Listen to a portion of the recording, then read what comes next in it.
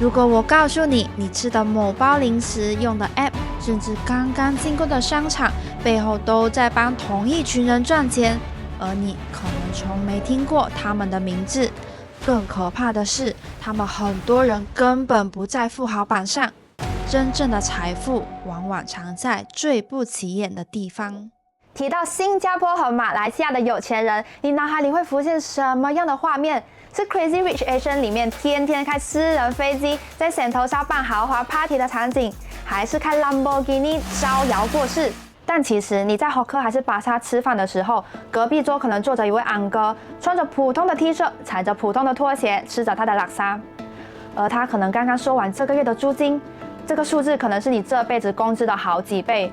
他名下10几间 shop house， 每个月躺着赚几十千。你每天在用的 app， 吃着的某包零食，这一部分 profit 可能就躺在他的口袋里。他们不接受媒体采访，也不在 Instagram 晒生活。而今天这期影片，我要做一件你没见过的事情，把这群隐形富豪一层层扒开给你看。他们是谁？他们是怎么发家的？他们的钱藏在哪里？还有最重要的，他们的思维跟我们的普通人差在哪里？我是烧肉肉，带你观察东南亚。话不多说 ，Let's go！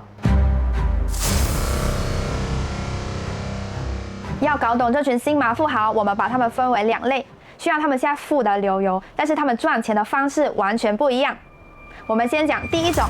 1986年，马来西亚有5个兄弟筹了22万马币，折合成当时11万新币，开了一间小金属板材厂。他们做的东西，每天你出门一抬头一伸手就能摸到。高楼外墙、商场的结构，天天在你上下班 MRT 的地铁工程材料。没错，就是最不起眼的铝 aluminium。这个家族姓管，老大叫管宝强，管宝强。那间小厂后来变成了东南亚最大的铝材生产商 Pressmento。如今管 Family 身家超过97亿美元，折合成新币123亿。更夸张的是，2026年他们公司的股价1年内涨了超过80%，跟坐火箭一样。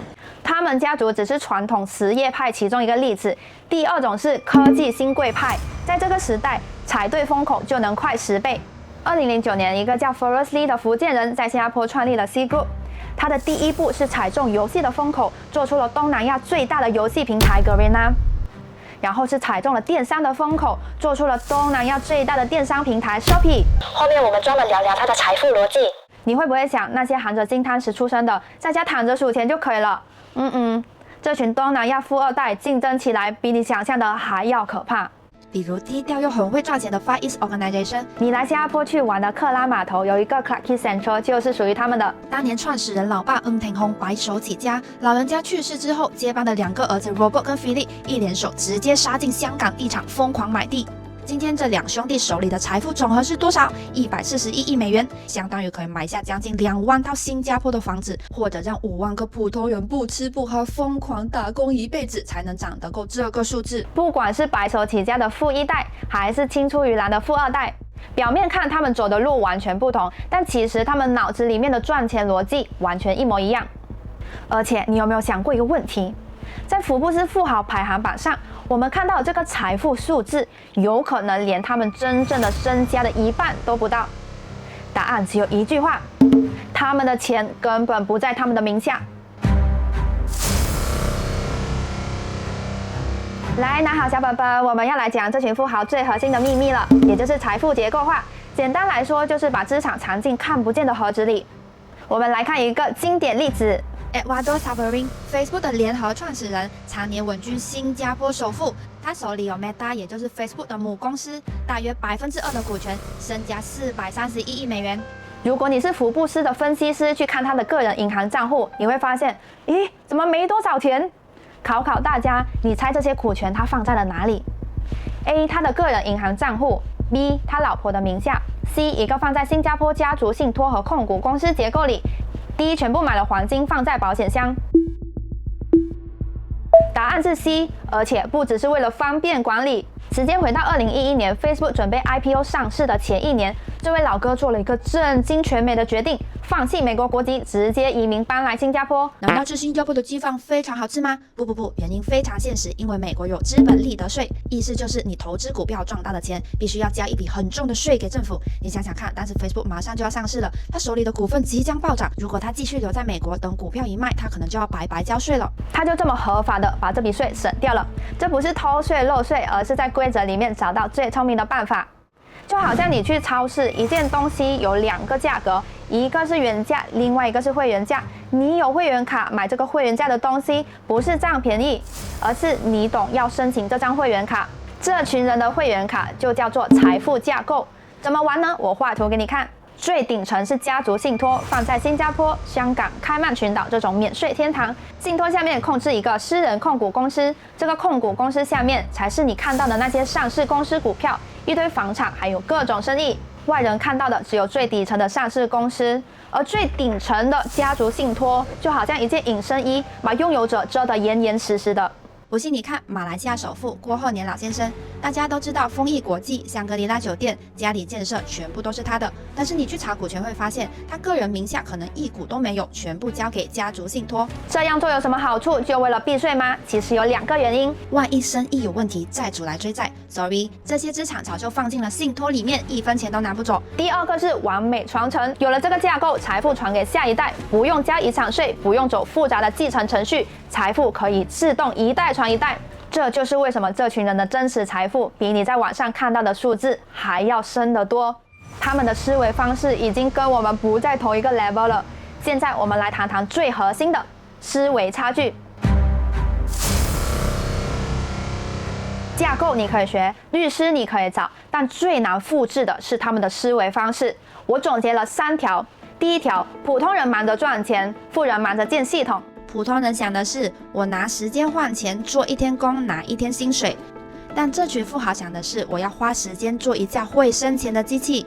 前面提到的 Shopee 创始人 Forrest Li， 他最开始做的游戏平台 Garena 赚了一大笔钱。换作是普通人，肯定先花钱享受生活先。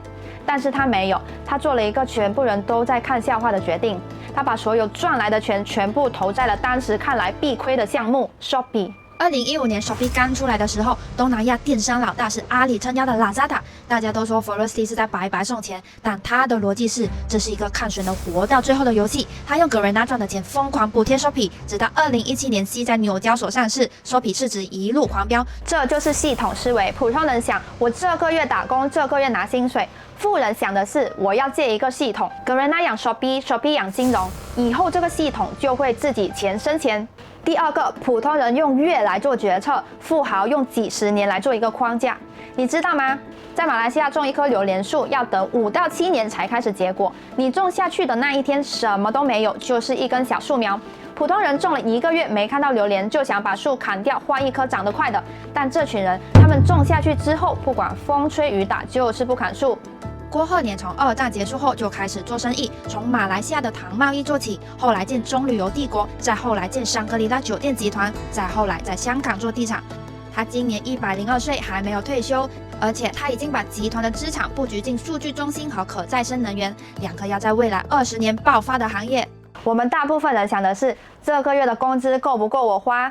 年尾的 bonus 我可以拿多少？最多就是明年出国旅行要去哪里？而他们想的是，世界下一个10年会是什么样？我要把钱投在哪里？Amazing。第3个，极度吝啬又极度大方。大家可能觉得有钱人都很爱花钱，Not really。